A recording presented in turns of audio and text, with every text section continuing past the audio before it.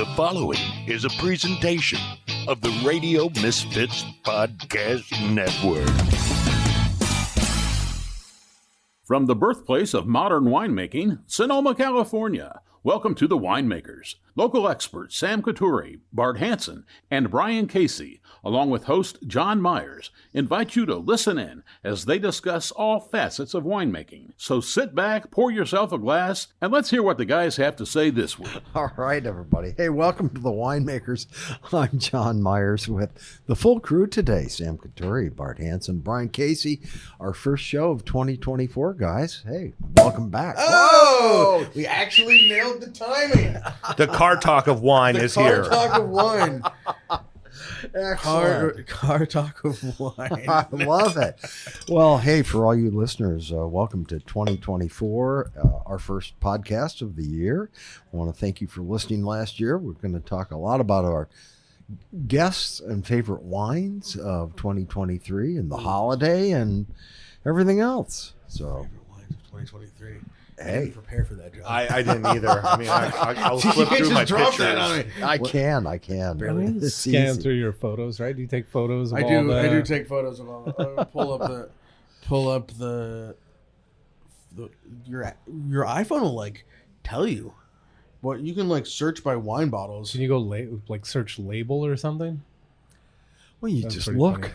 I just scanned last year, so you find all these photos of people. I mean, and Bart just read off about 25 different guests. Well, I mean, let's start at the beginning. Start at the beginning. Yeah. Why would we ever do that, Bart? Start Let's start in the middle. doing the reverse and then head back. Let's start in the middle and head backwards, and then Skip come all around to the around. front. Yeah, you're Well, right. That's the way cheers, it's going Sam. to go. Cheers. So, Happy New Year, guys. Happy New Year. Bart. And a big thank you to everyone for last year. I mean, we had a good year. Episode 300. Episode 300, and I had a fun year at work. Yeah. We had a fun way to finish the year with the With the Marty New show. Year's Eve. That was good. Well, and blast. then of course you had the big party out at the Denmark Barn with Big party at Denmark Barn. yeah. Got a couple big ones planned. Catherine Russell for was awesome. 2024 too. Yeah. Oh, really? Yeah, no Oh, details. really? No details yet, but Right. we're working on some stuff. No Up in the sense. game. And it's not like we're not releasing the details. We don't have the details. But something's going to happen. Well, what Right. can And you it's say? going to be great. It's gonna be awesome. Perfect. Well, yeah, and we started off. I was just saying, one of my favorite episodes was Elaine, Chuck, and Brown and Randall Graham right at the So end. there you of go. there. Right to the Right end to of the the end, year. right to the Well, end of the but year. that's okay because it was just Short-term memory. happened to be one of my favorite shows. I really hadn't met Randall before yeah. or Elaine, so that was really good for me. Elaine He's is interesting. Wow. Elaine is one of the great minds of wine. Period. And shout out to Elaine for one of the new reviewers for. We're already Wine. sending her gifts and Congrats. bribery. I mean, something's going on at the Wine Enthusiast. It Yeah, it's appears like some stepping it up a little bit. Yeah, right? Yeah. like step over that other WS wine thing. magazine thing. Whatever could you mean? But Yeah. Well, has anyone seen a picture of Esther with the... I think I saw a picture of her with her new child. Well, so both Yeah. Esther and Jessica, who we haven't got on the show yet, but we Esther Mobley. Esther Mobley, Yeah. and Jessica, and I'm Jessica's last name. Will write for wine. It's such a great handle that I forget her last name. Both of the wine writers for the San Francisco Chronicle had babies in 2023. So now it's like wine bar and baby footage on the Instagram. Who's Elaine writing for now? Elaine just named the reviewer for Napa Wines for Wine Enthusiast magazine. Okay, Right. great. Wow. Along with Joe Capo, Yeah. doing Sonoma for Wine Enthusiast magazine. And he's been around for a long time. Yeah. Maybe even worked at that other magazine. I don't remember. I'd have to go back and look. But Yeah. We don't know that one. Uh, They do have a nice house in Napa. I'll say that. there's nice houses in Napa, John. There's a couple of good spots. I like those. Oh yeah, and then we had Charles Beeler and both of the Rolets, Nicole and Xavier. Nicole, and I missed the Xavier one, and I'm, I wanted to try Reed's wines, Tidings. I love what he's up to, and Enterprise Vineyards has got a great vineyard that we're farming for him and his family. But I'm really bummed I missed the Monsieur Rollet. Yeah, I mean, I don't know where I was, but I'm glad you guys went on without me. Well, I mean, I think Fuckers. I think it's fair to say that we were all a little skeptical about what it was going to be about until he started talking, and started talking about the organization, and we realized like how much they were doing. Scariest research I'd ever done for a guest. Yeah, because when I shows found up out what he was into, and I was like, "What are we going to talk about?" Because he's been on every political and news and financial network around the world, global, and does business with some interesting people. Let's just say in some of the from his past things. I mean, now he's a global financier. Finance So, but now he's tapping into all his buddies who are also global financiers, and they're pouring money into regenerative organic farming worldwide. Yeah, which I is don't know awesome. if those people are actually doing it, but he's getting the conversation going on. I don't. Well, they're being supported, and they're doing a tremendous amount of work. By the way, this champagne is freaking delicious. So I kept meaning to spit. I have like a lunch. I have to go to a nap. I got to drive after this. I have things to do today. And I kept meaning to spit it out, and it's impossible to. It's too good. It's a one-way valve wine. It goes in, it can't go back out. So the Brian, interesting thing pour? about this wine is that this wine. Steve gave it to who? One of you guys. It gave it to you. Yeah. So Steve Law from tell McLaren. the story. Shout out to Steve Law. Yeah. Steve Law from McLaren. He has spent quite a bit of time in France, and he befriended Guy Michel, right? yeah. Guy. And has bought a lot of champagne from him in the past. And one thing that he did a number of years ago with a few friends is they imported like 60 cases of it. They brought in a pallet. And then divided it up amongst themselves. And so he hadn't done it in a number of years. He did it this year, but this is a 2007.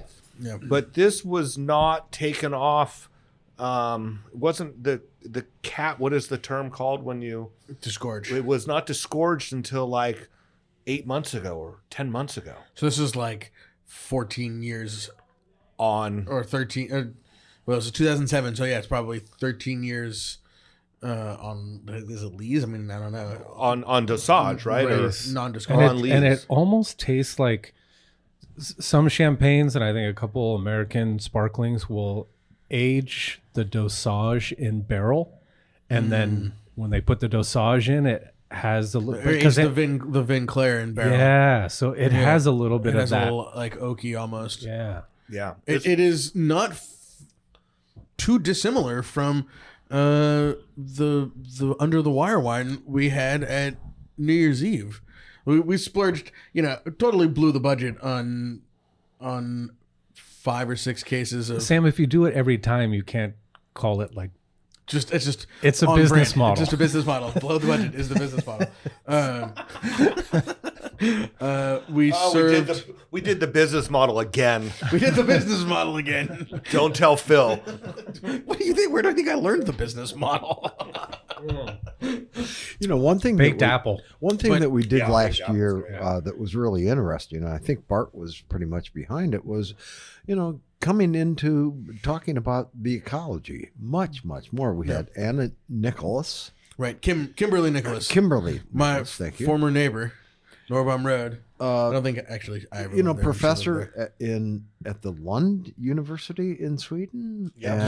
And then also she's been down at Stanford starting their whole new program on ecology and climate. Yeah. Fascinating. I remember while you guys were talking, I took the quiz that she brought up and, determined that I am carbon footprint. I'm not a denier, but I'm certainly, our family does add to it, especially because we've got two, cars. Right. And Joan travels internationally by jet. I mean, it's all about the jets, right? That's what she had said to us. Taylor Swift. That's the big, the big. It's the one issue my daughter has with Taylor Swift. She Is her jets flying around? back and forth to the Kansas City Chief games on her personal jet. Yeah. PJ to go see Yeah. the Travis Kelsey. Yeah. But John, to your point, like, yes, we had Anna Bretan from Napa Green, which Yes. I know that when we had Napa Green Right, originally, we gotta have Napa Green back because Right. Napa Green especially after talking with Pam last month, Napa Green took a big step in 2023. a big step, and so that's important. I think at the time I wanted to have them on because I wanted them to talk about the program that they were putting on. It was a step in the right direction, but at the time we were like, well, what about no herbicides? And she said, well, we recommend it, but we don't have anything really forcing people to do it. And now they're actually giving wineries a path to do it, and that's part of their certification. So that's a huge shout out to them. Big time. Dr. Sasha Burlman. Sasha Berman, and we'll get Fire Forward back on here too because Elton Sloan was one of my faves. Just because he came on knowing that Robert Craig was, known for cabs, and he brought us a bunch of Rhone stuff. He had a great sense of humor about it. I had fun with that show. Chris Tynan from Christopher Tynan Wines, and also he works somewhere important in Big Napa. Oh well, I mean, he worked at Coghlan. He's Colgan. and married to one of our all-time faves, Katie Buncho. Yep. And then is the winemaker at Cliff Leddy. Isn't that Chris Tynan is Katie's? Then they have a I had no idea. baby. Seriously? Yes. You are correct. Sam. I blocked it out because I'm hoping to marry her one day. You know what, Brian? It goes back to that whole thing, right? It's she has older brothers, man. So it doesn't work for 40 you. hectares for sure, but no older brothers. It doesn't matter. Brian, think Taylor Swift instead. All right. And of course, along with forward thinkers, Hardy Wallace certainly comes under that one. Yeah, Hardy. Extra Top dimensional 5 new tasting room in the Bay Area. Yeah. And like the list of just like insane Napa institution edifices, and then our buddy Hardy's little spaceship over there. So that was great. That was great. Great weird for the weirdest dinner I ever did, or the And weirdest they're doing dinner more I of that. did last year. Yeah, the was his aromatics winemaker thing. dinner at Yeah. Valley, where he pulled out all the aromatic oils and we put them on sticks, and this whole dinner just turned into this. I mean, that whole restaurant just smelled like all kinds of things from all over the world. Yeah, maybe next time they'll do it outside. Yeah. Of course, a family reunion for Sam with Uncle Tony. The Uncle Tony one, and I think, not to take credit for things, but his Instagram account has been much more openly critical of the current state of the natural wine world, and his little takedown of it at one point, and we kind of It was awesome. with Uncle Tony, we wanted the history and the story and his perspective of things, and he's a little older, so he remembers stuff more than my dad does, and maybe slightly better memory. I don't know. It's a toss up. But Is he older than your dad? he's a few years older than my dad. He's the older brother. And the stories were great, and things that I'd never, or filling in pieces that I'd never knew and stuff like that. But his sort of assessment of this concept of what many natural wines have become, is worth going back and listening to that one in general. We did a little bit of traveling last year. We went up to see Jim Petrocelli, Bonded Winery, number 97, 113? It was low. It was a low number. That's for sure. And that was really interesting. And, I love getting up there into a different county or a area. Yeah, of the still Sonoma County, but yeah.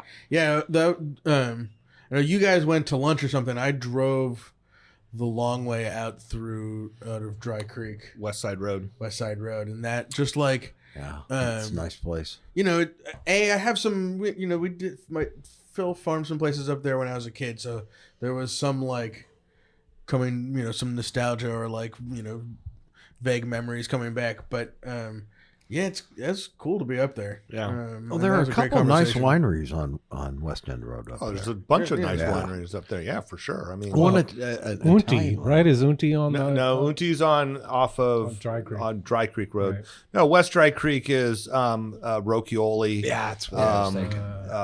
East side, west side. Yeah, east side. yeah. It's a tremendous place. I mean, it's out there in nature. Beautiful stuff. Yeah. Like that. Yeah, and and again, Dry Creek Valley is a beautiful area, and very different than here. Well, we did do Tor Kenward in Napa also. Andy Beckstoffer in Napa. I think he just got a few more 100 points under his belt recently. Tor? Yeah. Excellent. We saw Danny Fay over there. Didn't get him on the interview, but he's working with Tor, right? No? He's now working for Tor Kenward. Yeah, he's the GM. Yeah. And then Ren Harris came over here from Napa. That's right. That was quite nice. The Ren one might be one of my favorite of that was a great one. The stories that he had and what he means to Napa Valley as somebody, he wasn't necessarily a winemaker. He was a farmer, but more as like somebody who understood the value of the land before anybody else did, and kept it that way and didn't let it become Menlo Park or Walnut Creek. Yeah, and Tor also was up there, identified it early, worked in the business to try to help move it along. Remember, I think it was Tor that said originally about what was the comment about come to visit the day, but go home at night. Yeah. Remember, and that was kind of the attitude. That was when he was at Behringer, and that was what they were looking for: is come up during the day, but then go away. Yeah. And how that's changed. Oh yeah, downtown Napa is thriving. I mean, it's still weird though. Busy. Well, I had a chance to go to Angel the other day, and it was awesome for lunch, man. I mean, not cheap, but it sure was a great lunch. So. But when people are here visiting and they ask where should we go in Napa, I think the first thing out of our mouth is always Paradigm. Yeah, totally. We're like, you need to go to Paradigm and sit on the back porch and look out at those grapes. Well, and it's one of those like it creates such perspective on what Napa has become, because they've been there, for so long and watched it all sort of like build out around them and had some responsibility for it, but also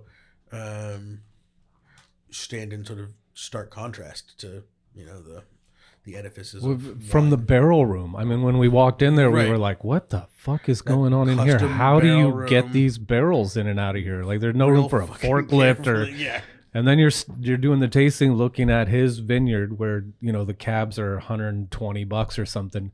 But then just beyond that, you're looking at Harlan where, the wines are $800+ going up to Promontory, and Ren's still keeping it real. I like that. And you have to.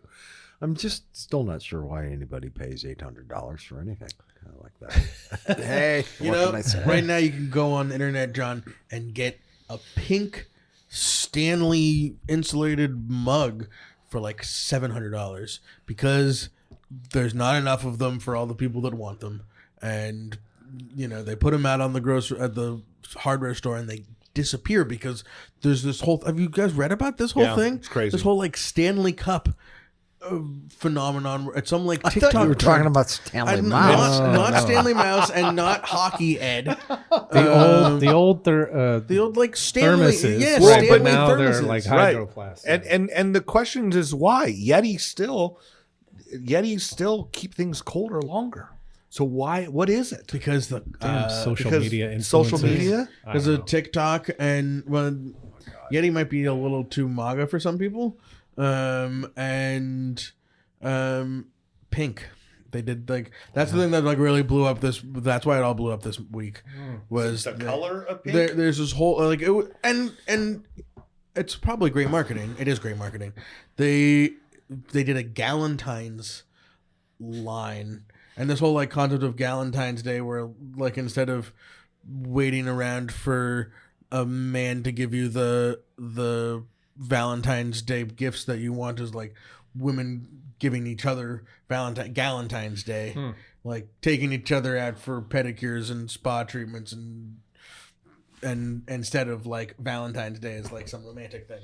And they did a Galentine's Day line, and I think that they tapped into something and nailed it, and it went viral, and now they're all sold out. And so therefore, $800 bottles of thanks. Harlan Cabernet, because they tapped into something of Put it in your Stanley. They got a put it- $1,600 and probably, deal. I'm sure that there is a 750 milliliter Stanley cup in pink that you can get, and they'll fit an entire bottle of $1,000 Cabernet, and you can just sip it all day long at soccer practice or whatever. You know what I got for Christmas this year is I got a Yeti bottle chiller. Fits around it kind of thing. No, it sits in it. Okay. And there's a little frozen piece that's on the bottom that keeps it cold. And you know the best thing about it, Brian, is the label doesn't come off and it's nice and Oh cold. my god. Because there's no water. So you can have your reusable bottles. Right, yes. I wonder how many vineyards we've talked about so far have been using biochar. Remember that guy from the doctor from Sonoma Ecology Center? I don't know about that. I will say that I just recently went for a bike ride in Napa, and these piles of vines from replantings stacked, and that's what I was thinking is those are probably sitting there waiting to be biochard. Yeah, hopefully. And you see these recently. I've been seeing these plumes of smoke coming out of the hills that are just single plumes. Burning pretty clean, and that's what I'm always wondering is there must be biochar. Yeah, well, there's the folks at the Ecology Center and the biochar that they're talking about, which is sort of produced in a more scientific kind of way. Right. But there's all you can create, and this is probably what a lot of you're seeing is you can kind of make a biochar oven, in the field, Right. with a mound of dirt and a barrel and pipes and some galvanized pipe. So I guess I don't use galvanized pipe anymore. Yeah, it's just But all it's it's all in how you burn the fire Right. is what it is, right? Well, shout out to Karen at Conscious Containers. Looks like they're making some moves. She making some moves? They Good. got a whole line of bottles now. I think it was 8 or 10 different bottles that you can choose from. So it's 10. So it's 5 types of glass, both cork finish or screw cap. And the idea is they don't have what they're doing is they're getting ready to put together an order. They want to have the glass shipped from I think the glass is actually from China, but it's a French company. And they say reusable on the bottle, embossed. And what they're hoping to do is if people order that and you return it, you're going to get a credit back. If you talk to somebody and get them to buy some of the glass, you're going to get a kickback from Conscious Container to thank you for spreading the word. Wow. And all of this in direct conflict with the new CRV laws that are going to motivate us to recycle the bottles. And now we have to put it on our labels now, the CRV for wines, spirits. Yeah, I'm still working on getting someone to come in and talk about that with us. It was over the holidays. No, I actually. No, you and everyone else. I mean, it's still. But I found contacts. But it was just during the holidays, couldn't put it together for a date. Have you guys changed your labels yet? It's a subtle redesign, but you're redesigning basically, if you look at the back of our bottle, where the government warning rag box is. sort of shifting that and shifting the lettering on that. It has to say what it has to say, but putting CACRV. Do you have to? I forgot someone has done it and posted it, and it really doesn't look that bad. Maybe Tim Gatto. Maybe it was a Tim Gatto thing. I've talked to Tim Gatto. Yeah. In fact, I talked to him earlier today about it. I mean, it actually is less distracting than the government warning thing, because it's just CA. Yeah, and I'm just putting it down with the government warning, and it's just like kind of.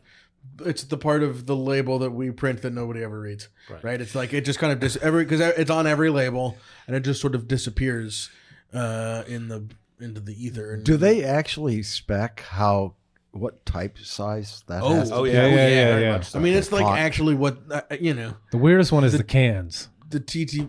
What about the cans? That the CRV thing has to be on the top of the can for some reason. I read that in the whole thing. It has to be on the top. So I think they don't want it on the wrap. Anyway, that was Or if one we of can the. put it on the bottom. I don't know. Anyway, I'm buying a truck. I'm quitting. I'm going to go around collecting wine bottles, and I'm going to retire at the end of this year. Hear that, folks? There you People, go. if you're looking for a job, call Sam. New opening. 25 cents. What is it? 25 cents? No, No, 5 no, cents. it's only piece. 10 cents a bottle. 10 cents a bottle. You're gonna be working hard for this. You're talking $1.20 a case. Yeah. And then now of course the debate is which wineries will be like 7-Eleven when you go in and buy something and you see the bottle that you bought and then another 10-cent charge for the CRV, and I think probably most of the sort of higher end luxury kind of brands, your bottle price is going to be $1 more next Just year, and roll 10 it cents in. of it is going to go to the CRV, and you'll never actually see it as a customer, as a consumer. You'll never actually see it on there. I wanted to ask both of you guys about. Let's go back to biochar real quick. That guy was the only person that we've had on who brought in scientific studies that said if you implement this, you will get much more production per acre, and they had the studies on it. Well, they had found that a study really- for that one particular ranch, right? That was a guy, a farmer down in Monterey County. They're a large production thing, and that was the results of their studies. I just found it fascinating that somebody actually came in and said, if you do this, you can get these kinds of results. And I thought that was fascinating. Nobody else has had a scientific statement of increased production and yield. It's still farming though, and every year is going to be different. All the biochar in the world. If the rain falls when it's not supposed to, and Right. the sun shines when it's not supposed to, it doesn't. Your production will be your production. But it kind of goes back to that same thing. Why are we doing it? We're doing it because it's the right thing to do. I mean, it doesn't always have to be for profit and. Increased yield from down the utilizing line. a system is a good thing, and it's what you should do. It could also Both. just mean that there's more fruit for Enterprise Vineyards crews to drop. I mean, increased yield doesn't always mean increased quality. Right. Were they and- talking? and- Did they talk about quality? No, Well, well, no, no, because but that was like, again what is the motivation of the farmer? right. And going back to it, and not to take anything away from it, they're doing the right thing or trying to do the right thing. But it was a large production ranch in Monterey County. I mean, it doesn't have complete connection to every situation. Right. Right. But that said, if a large production wine in Monterey County, I don't know if you've seen those grape prices, but they're not what we pay. Right. For sure. They're not what we get paid for grapes around here. They're a lot lower. If they can do the right thing and actually have it increase the margins or help their margins as opposed to hurt their margins, maybe that means more people will do the right thing. Right. So, I mean, it goes back also to the idea of getting people to convert from conventional farming to, not using herbicides. There are people that don't farm that way that say, oh, there's really no benefit. Nobody's making more money on it. I mean, I don't think that's necessarily true. You can, if someone's willing to pay more for organically farmed grapes and pay more for the grapes, then everybody's doing better. Well, you look at strawberries at Sonoma Market. One's $4.99, one's $5.99. I always buy the organic. And as Sam said, I mean, I brought up one day, somebody had told me anything was with a peel wasn't an issue, but you're talking about systemic treatment, and therefore anything I can buy as organic, I do. And I don't mind paying $1 more for it. Yeah. Or whatever it is. One of the most fascinating It also shows that you don't have a small child with an organic berry habit that'll put you in the poorhouse. Because the difference between a rack of organic raspberries or strawberries versus the conventional ones, at the rate that a 5-year-old, 4-year-old can consume those. Even as an organic advocate, you go, oh my God, can I buy some cheap ones? Conventional strawberries for once? But no.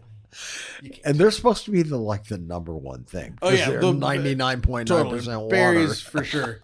You gotta rinse the hell out of those. Get that stuff off there. But one of the most fascinating ones we had was Ada Limon, a poet. Talk now about that's fascinating. Feeling overmatched in an episode and worried about what we were going to talk about. And it was like, okay, and I think we pulled it off.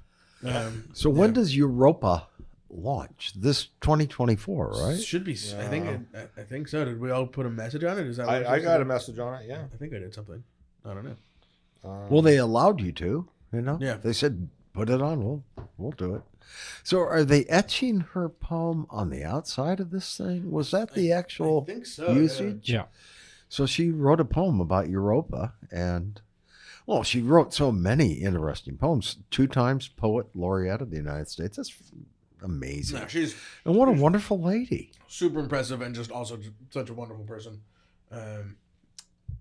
And we're daughter of Sonoma Valley. It's pretty cool, and she's doing some great stuff. If you're not following along with her on social media, you should. I do. ADALIMON. She's all over the place and bringing poetry to the schools and working with kids and maybe I didn't pay attention to what the poet laureate was doing before it was somebody that I grew up with, but I don't think they were doing things that were as sort of public facing in this same way. It's part of it is the social media age, and she's sort of nailed that, but she's the sort of activist style poet laureate, which is cool to see. So. Well, maybe it's also NASA's feeling a little social pressure from SpaceX by insane guy Musk. Mr. Ketamine, Mr. Daily Ketamine, blowing up or something. Oh my God! We did have Uncle Bobby Gaiman down here. We with did the Moon Mountain. Yeah, talking about the Moon Mountain District event. So Chris Cottrell, Phil, and Robert Kamen. Bobby. That was really good. Bobby on the show. And Bree. Brene Roya. We had Brene right before she had her King. baby, right before she had King. Yep. And we're setting up to do Moon Mountain District tasting at Monte Rosso again in 2024, June 1st. Save the date, mark your calendars. Theme, same I thing. think basically the same lineup, just running it back, new vintages. Hopefully maybe some other wineries participate. Well, no, I've heard over the last 6 months, people that have come in here into the tasting room have talked about not only that April Fool's Day, but then also the Moon Mountain District tasting, and we're wondering if that was happening again. So I know people had a really good time. Yeah. I think we're talking virtual Phil's Day for 2024. Right. Make it, bring back the old virtual tastings, put together a 6-pack, send it out, have some panelists, do a little Zoom cast with it or something. So keep your eyes peeled for that in the coming year. Are you still looking for Europa over here? What's going on? I am. Bart? Yeah. Sorry. We lost Bart down the rabbit hole. I'm trying to find the date that it launches, but in Bart's mind, he's currently fasting in the Death Valley. No. Is the orb glowing on the mountain? The orb glowing on the mountain, yeah. So these guys are talking about the fact that young Dane Hansen just got back from a 9-day trip to Death Valley, where he took ayahuasca. He did not. If he did, it wasn't part of the program or any other sort of things. But I did help him pack his backpack. Right, exactly. But yeah, 3 days solo quest in Death Valley with a tarp, a sleeping bag, 3 gallons of water with some electrolytes and no food. A gallon of water a day. Yeah. And he said the hardest thing is just that the wind blew like crazy for 12 hours a day, and but nothing out there to protect you. Yeah. It was really interesting. He said it totally sucked, but he was really happy he did it, and I can tell that he's gained some confidence in it. So that's the most important thing. Survival's good. Yeah, of course. He made it. The kids, the parents whose kids don't come back from the trip aren't as stoked, but whatever, right. Your kid made it. Well, you know what? Hunger Games. And of course, we're kind of like Squid Games. We're kind of like teenagers. Terry's like, I wonder if he's going to want to hang out with us this weekend. And he got up this morning. You guys sent me to the desert for 9 days. By about no, we did not send him. He signed up on its own. We didn't find out about it till they needed parents' signatures. Right. It was all on him. But the first thing this morning is like, when can you take me to Santa Rosa so I can hang out with my friends? See you in 3 days. But that's all right. That's all right. So I'll wave to Dane as I'm on 101 dropping my daughter off at the JC when I see Dane in the right. Volvo station. Well, and we did talk about who that was and where they were going. They were going to Dave's Hot Chicken. Okay, so it was him. Yeah, it was him. Yeah. And it was they were going to Dave's Hot Chicken. Listen, where's can't do Dave's anything, Hot even in the more populated parts of Sonoma County, without somebody you know who knows your parents seeing you and calling you on it. Yeah. Good to know that it hasn't changed in 25 years. Exactly. It's a small town. See, Chicago and New York City, man, You they're get so away anonymous. LA, you get away with things. Yeah. Oh, No, you nobody drive knows 65 miles an hour on Madrone Road at 2 o'clock, and by 4:30, your parents are yelling at you about it. Or so I've heard. Well, I also, you were shocked when I brought up your favorite wines because I hadn't told you about that. Yeah. But, I had 2 that were standouts. I started off by talking about what Chris Cottrell brought for our 300th as a gift. Under the Wire San Giacomo sparkling wine. Thank you. And it was a big hit at New Year's. So it was one of my favorites to take home. And the other that I found really excellent was what Ren Harris brought. He brought some spectacular ones. That's right. I forgot. Beautiful stuff. Wow. I really enjoyed those. Yeah, I missed that day. Can we move on, please? Sorry about that. Well, what do you remember tasting from 23? Oh, John. Well, okay. the Moon Mountain was excellent too. Did we have any came when that day? so when Brene when Chris was here on the show, we opened it. Did he bring it, or where did we? The 77 Monte Rosso Zinfandel Martini Zinfandel. Oh yeah. Wow. I went to a crazy event 77? in Where did that come from? was that out of Phil's cellar, or did Brene bring that, or did Chris bring Might have that? been out of Phil's cellar, and it was interesting because Or Chris, either that or Chris brought it. I don't know. But that's what your dad has growing up in his vineyard is martini is clones martini- from yeah. Monte Rosso. So it's kind of cool to go back Right. 50 years. And then that 99 Sangiovese from Cayman that we had up at your dad's house was a standout of the year. Just for pure intrigue factor that I had no idea that they farmed Sangiovese up there. And I don't think they do anymore. No, I don't know what the story is with that whole thing. But Grenache, I think. but that was super interesting. That was like a unicorn wine. The Sangiovese from Cayman's is one. I mean, when I think of like top 5 wines of my life, and it was made by Uncle Tony under the Gisandra Vittoria label that was Cayman's label before it was Cayman Wines, and it was one of those wines where when there's that last little tiny drop left in your glass, instead of just drinking that and filling up your glass with something else, you just kept wanting to like smell it for 45 minutes with that last little splash in there. That was, I don't know if that was 99, because the 99 had the Cayman label on it, right? It did. Yeah, so I was thinking probably like 97. That was, I have it somewhere deep in Delectable, which is still sort of around that app. Remember? Yeah, I have a great photo of that Sangiovese. Was that was a Bailey's like going away? Bailey's going away party Yeah, up at my parents' house. and then for me, that Chamblou, I don't know how to pronounce Abelard? it. Rev de Scipion, the Grenache Syrah Mourvedre blend that she brought. That was a new wine for them. Yeah. I had the Abelard and the Heloise and the Rosé, but I'd never had that wine before. And that had this like graphite mineral core to it that was just, outstanding wine. I think New wines, man. Fun. Well, and remember Chris Tynan also brought some beautiful Rhone wines that day when he was here. Yeah. He was a wealth of information. Well, Brian, you've had a chance to go into some really interesting cellars while we've been doing the show. Starting, let's talk about Mark Pope's, where he just said, "Go down into my cellar and grab anything you want." Those are my favorite kind of rich people. Where they go grab a bottle of wine. You can take whatever you want. There's no restriction. I'm like, oh, we're having cheesecake? Sounds like a Montrachet day. I'll come to that. Oh, that's right. Yeah. It's having cheesecake made by his wife and drinking Montrachet. Daughter. Daughter? Daughter, Was yeah. that his? Yep. So we've been there. We've been in Ren Harris's cellar. That was extremely interesting also. Very modern. You were in Ren Harris's. No. I think Torres. Tor, that's right. Tor Torres. Kenwood. Yeah, Yep. yeah.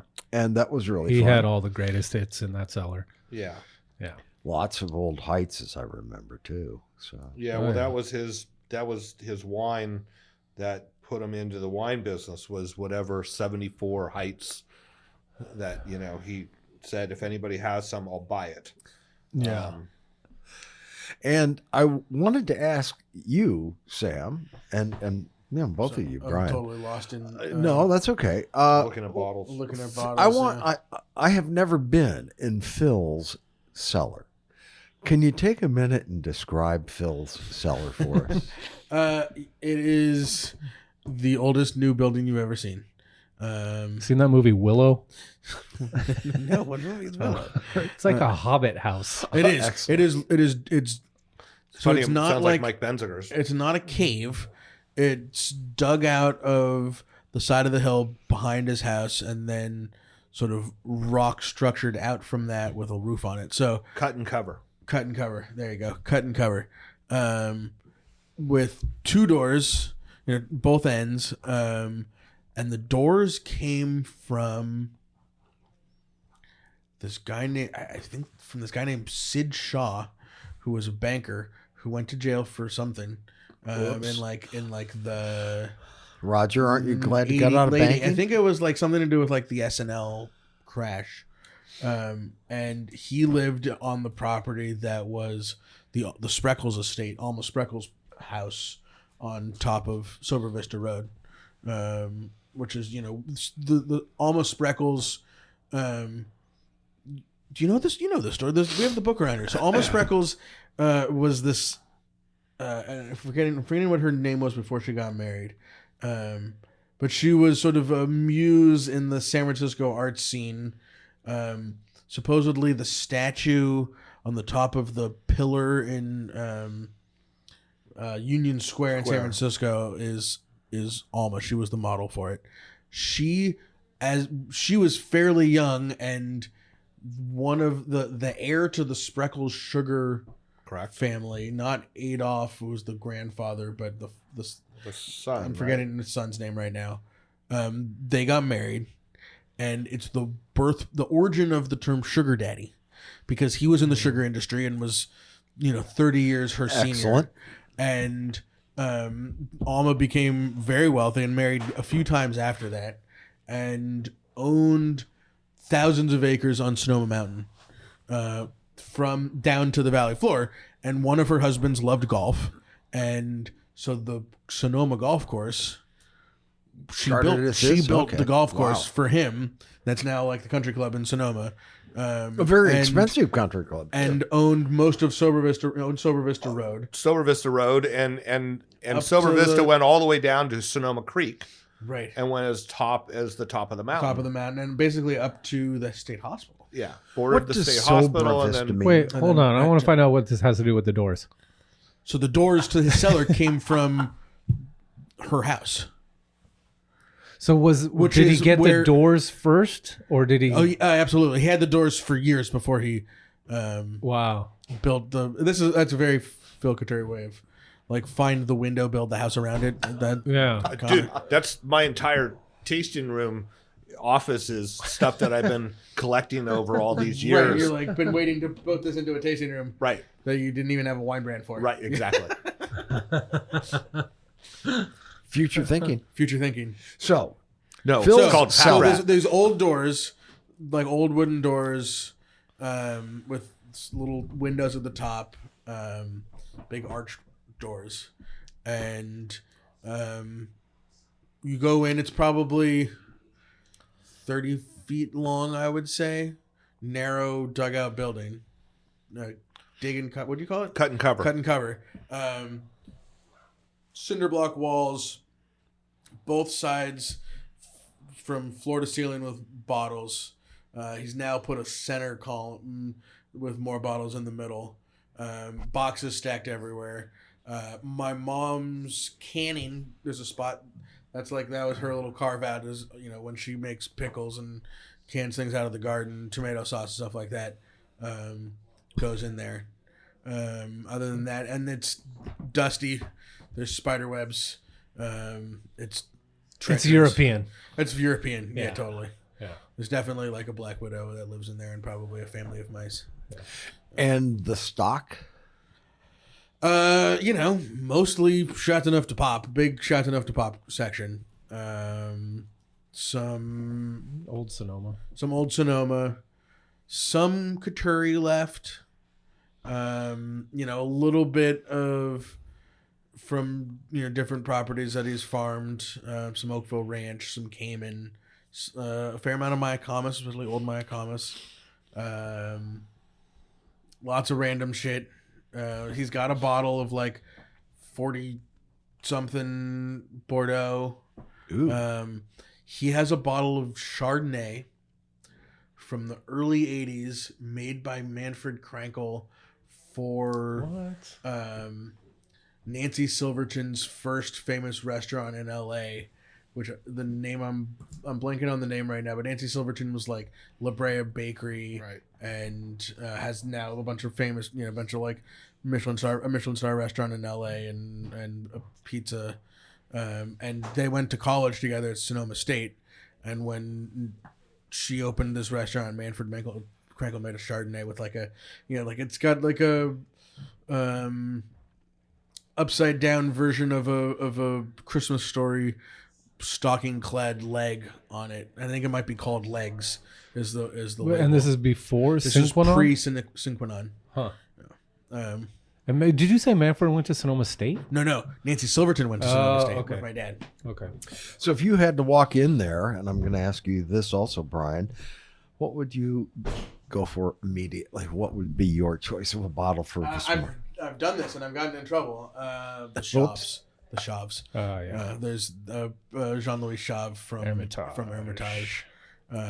Particularly the Chave Blanc with age on it is what I would grab. And I did that the night that the last dinner ever at the Harvest Moon. And he wasn't there. He was in Tahoe or traveling or something. And Does he get pissed?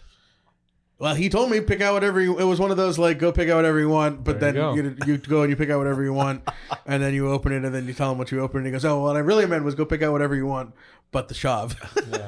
So Brian, if you go into his cellar, what would you choose? Oh, I have no idea what's it. Last time I was in there was 4-5 years ago. Oh, okay. Well, Yeah. That's not someplace where like we go. hang on a regular basis. No, I just remember being in there, and it's fun. It's fun when you go in someone else's cellar, Yeah. and it's It's one thing when someone's very organized, like tours, where everything is displayed, like it's a display cellar.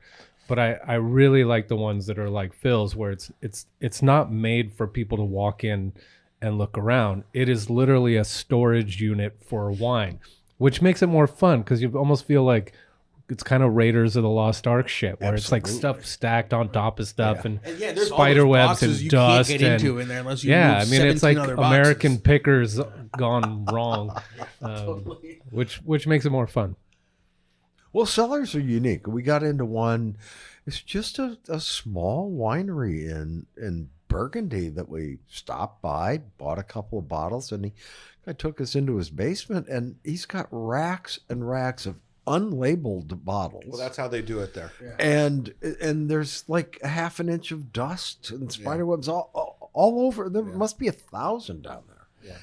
That was fascinating. I love that. Yeah, that's the French method is you don't label the bottle until you pull it out of the cellar. Right. So they have it all stored by vintage.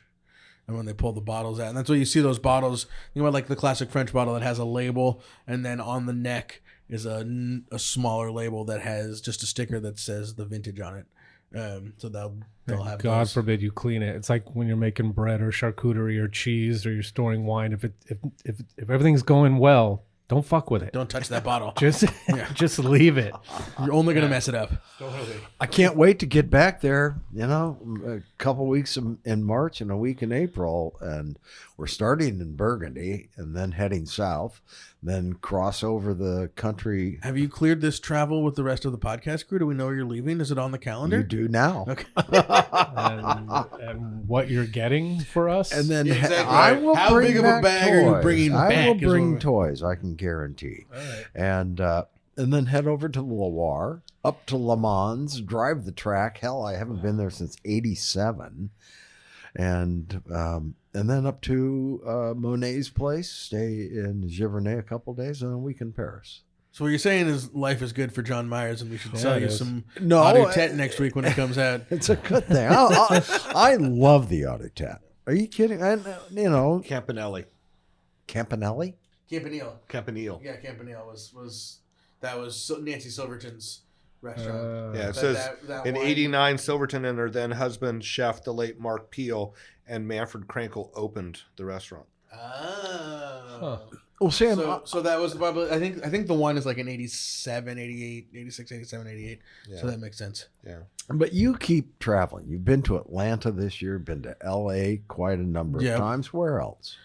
You go to Tahoe? DC. D.C.? Last year we did actually like one of the first times in a decade that I did a more than a week vacation that had no wine work whatsoever. We did Philadelphia, the Jersey Shore just south of Atlantic City, and then Cape Cod, where my aunt lives. You know, family trip.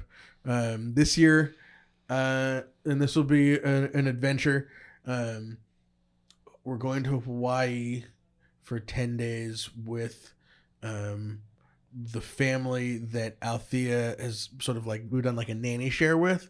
So there's this little girl who's a month older than Althea that she's basically grown up with since before she could walk. So we're going to go spend basically be told what to do by 5-year-olds for Maui? 10 days in Kona. Oh, Big nice. Excellent. Beautiful. You know, Bring back coffee. business travel wise, well, we got You a whole opened lot Atlanta? of a whole lot of more Atlanta happening, not just for me, but for Paul and Jasmine.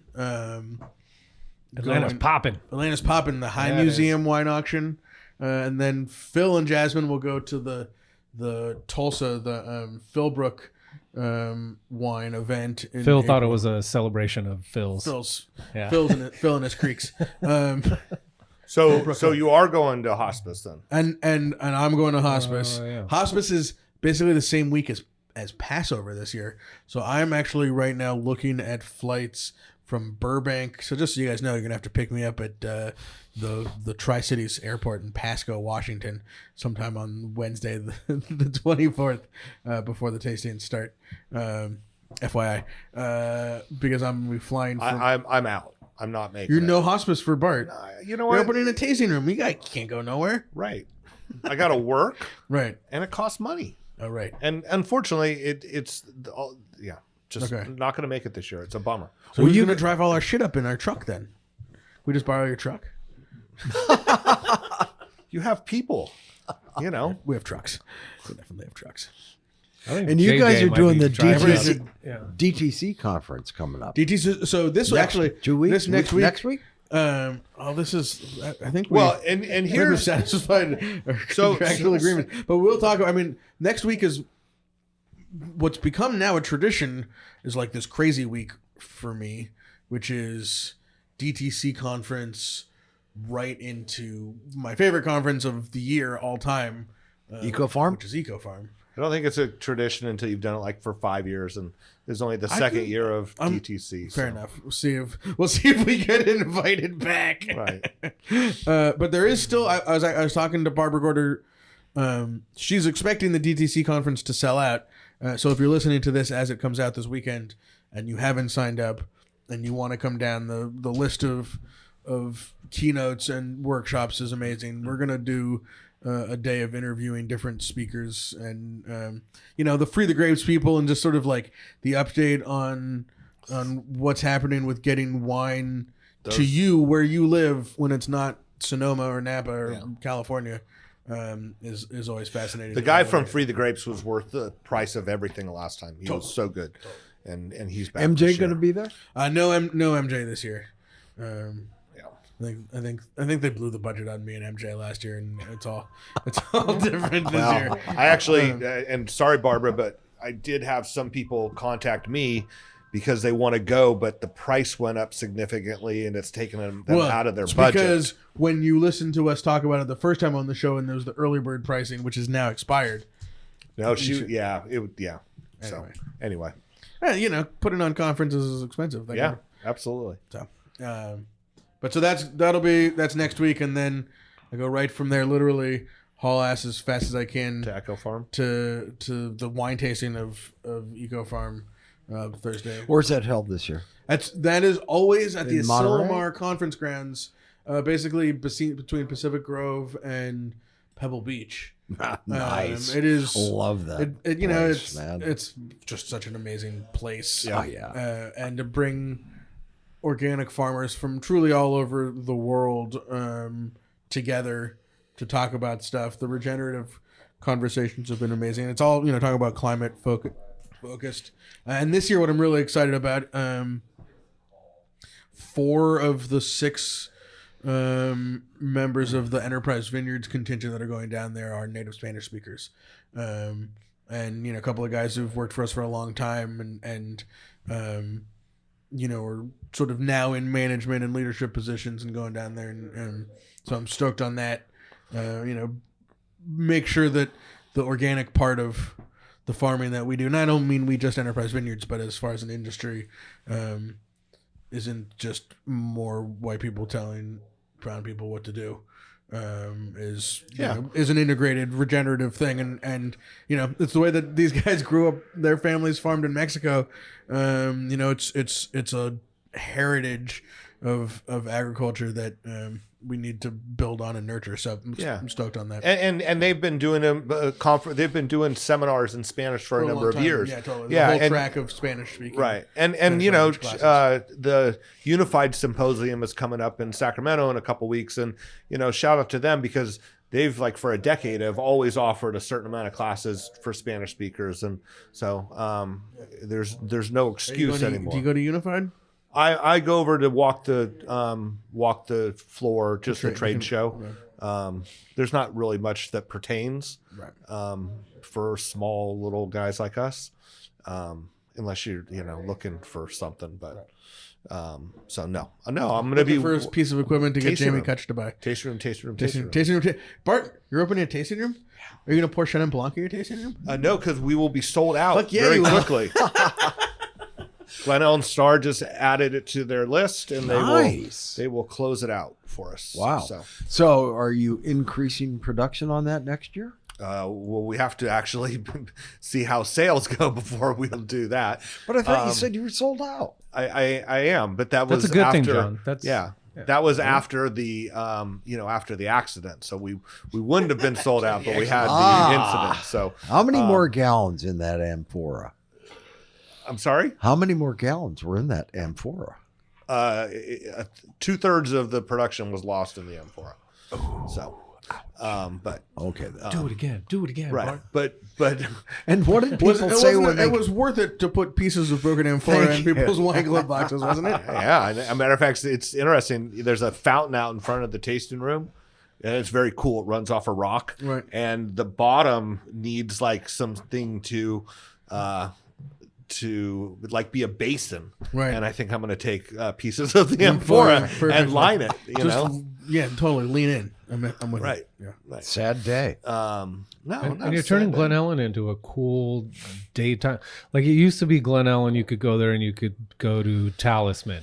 I don't even know. At some point, that was like I feel like that was like the only tasting room. Oh, Kevelstad, I think, was there on the corner for a while. Eric Ross was there for a while. Eric Ross has been there, as far as the small wineries, the longest. Yeah. And Eric was actually originally across the street where Songbird Parlor is now. Right. And so that was even before Olive and Vine. But now it's like you guys have a little posse. Passagio, Ross, and Schermeister, Dane, Schermeister, Talisman, Laurel Glen, and you got to. I mean, you're in a cool little community. Yeah, it should be great, and then not to forget we have Chris Loxton there also, and Lassiter's are there, and Wellington, and you can spend the whole day. You can spend 2 days, 3 days, just in Glen Ellen. Well, the Glen Ellen Wine Trail is we're actively doing some promotions together. Talisman, Schermeister, Laurel Glen, myself, Passagio. Can we hype another new tasting room that's going to open in Glen Ellen? Should we talk about that? Ooh, Danny. Oh, you know what? So is that happening? So Danny Fay has the great Bruce Rector, the crazy Bruce Rector, had a production facility at his house. And Bruce has shut down his production, and so Danny is making some wine there, and is going to use that for tastings. But it's strictly going to be by appointment, and he's still trying to work all that out. I think. So sorry to say something out of school. Danny no, Fay. I don't think it's actually. I'm not that sorry. I don't think it's not happening. Okay. But it's going to be a by the appointment thing, is what Danny made it sound like to me. So, yeah, I mean, add another one to it.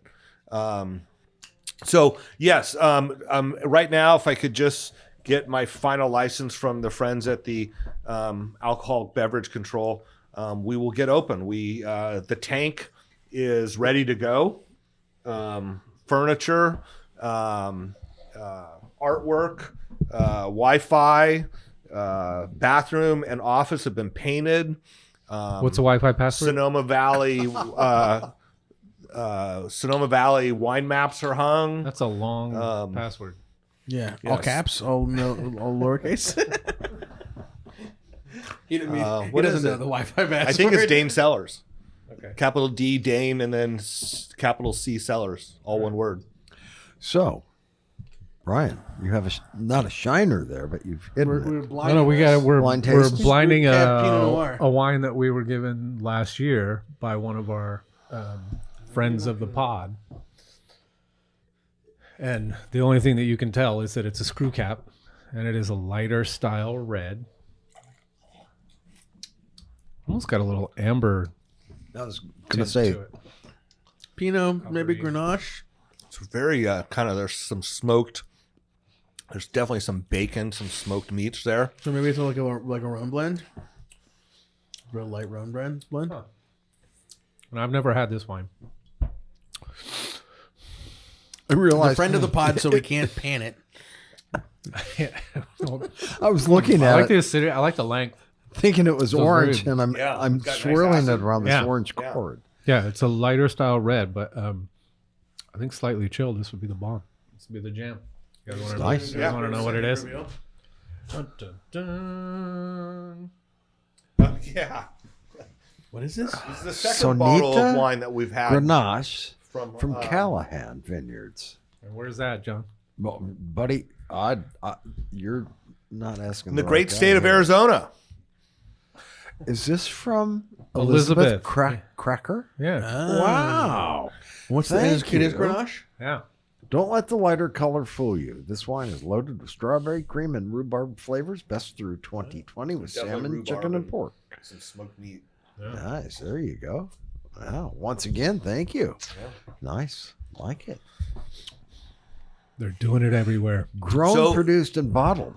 So back to my tasting room for a second. I actually do have my first appointment. You have your first appointment. Yeah. And I think hopefully we'll have people before they arrive. But first official appointment, Kelly Cornett. February 8th. Yes. Yeah. So looking Coming forward back? to that. She's coming to town. Coming in, yeah. We're going to get her on the show. Might as well. If we I think can, she's yeah. busy. Yeah, she's got a pretty packed Honestly, schedule. I think she's going. she's too busy for us, John. She's doing too busy tastings. for us. Hey. I think I'm going to figure out where she's going after me, and then what I learned from the Benzigers is you just keep her there until she's late for the other appointment and doesn't make it. So I hope you guys. Maybe should we just ambush her at your tasting and just show up with the equipment? With the All stuff. right, sit down, Kelly. We're talking here. Very Bunshu. Yeah. Try and get her some golf in somewhere. Oh, it's. I believe that February is going to be intensely rainy. Well, it has gone back to liquid sunshine. I mean, we've had a pretty interesting. I don't know what you did on New Year's Eve, but I didn't do any liquid sunshine. Oh wait, that's orange sunshine. I don't know if I'd say that, John. It's been. I mean, we've had some beautiful days, but it's been cold, and there's been some It's good been storms. Well, we're getting a lot of rain. Isn't it rain back to in and normal? out. But it's. I think we had the December was really dry. Yeah. We've had sort of a moderate, I think, trending slightly below average rainfall so far. But I could nerd out on like sort of something happening over Greenland that's gonna affect all. I'm serious. But some ridge over Greenland will shift, and the weather for the entire planet is going to, the whole northern hemisphere is going to change, and we're going to get a much more like sort of El Nino-esque February with a little bit warmer and a little bit more rain, or a lot more rain. Kicking off tomorrow. Hey, I was talking to folks in Chicago this morning in the Midwest. They got like a polar vortex going, right? It's not good. It's like -4, and Yeah, that's not good. an inch an hour. Right now, it's happening. right. So, be glad you're here. That's very I'm positive always thing. glad I'm here. Yeah. All right. Well, shout outs, guys. I want to give a shout out to longtime listener Brett George and his family. I know they got some tough stuff going on, and send all of our love and send all your love and healing thoughts their way. So I wanted to get that one in for sure. Hopefully he's got time to listen all the way to the end and pass it on. That's not a happy New Year, but that's a we'll see you soon New Year on that one. No, I mean it's hard, and as I said to him, his job is to keep everything positive and keep her focused and Totally. And still keep having fun. It's gonna be hard and sucks, but keep it going. Right? I got no shout outs. I work here. I see everyone. This place is the hub of excitement. I feel like like a big shout out to the Bunshoes, getting their property Rhine Farm certified regenerative organic. Excellent. Leading the way on that. They're doing great stuff. I talked to Jeff earlier this week. Their main viticulturist, not Toll, Megan Is on maternity leave. So when she is ready to come back to work, we're gonna get her, and I think Toll and Katie said maybe Jim. and that'd be cool. Yeah, and Okay. and it's funny because Megan called me and asked, like, pitched it, say, we're getting regenerative, can we come on and do a show? And I said, sure. I said, let's get it on the calendar. And she goes, well, I'm going on maternity leave next week. All right. Well, timing is everything. Have you guys seen the new labels? The I've gun not- bun labels? No. They have. It's at Oliver's in Katati. You mean the gun bun? The gun bun. Yeah. Yeah. They had a little display set up Yeah, that's as more you of walk the, in. Yeah, that's they still have the more traditional white label. That's more Yeah. of their broad market Yeah. wine, but and trying to tap into that other generation. Yeah. Remember their art series? I mean, I remember buying the one. Yeah, with- it's their with- artist series. They still do that. With the steers and Yeah, the My favorite was the Man on the Moon with Huh. the Rhine Farm in his reflecting in his visor. that's cool. Oh, very cool. One, and that's like That's when you I had first started coming you had back. some liquid sunshine. Very cool. Trippy man. Very trippy. All right. And stay tuned next week. We're gonna try the new Auditets that are coming out. Happy birthday, Philippe. Happy birthday, Philippe. So that'll be next week. Combi. Combi. I'll save it for after the show. All right. Well, thanks for listening, everybody. Martin's We will back. talk to you next week. I love you guys. Happy Thanks. New Year.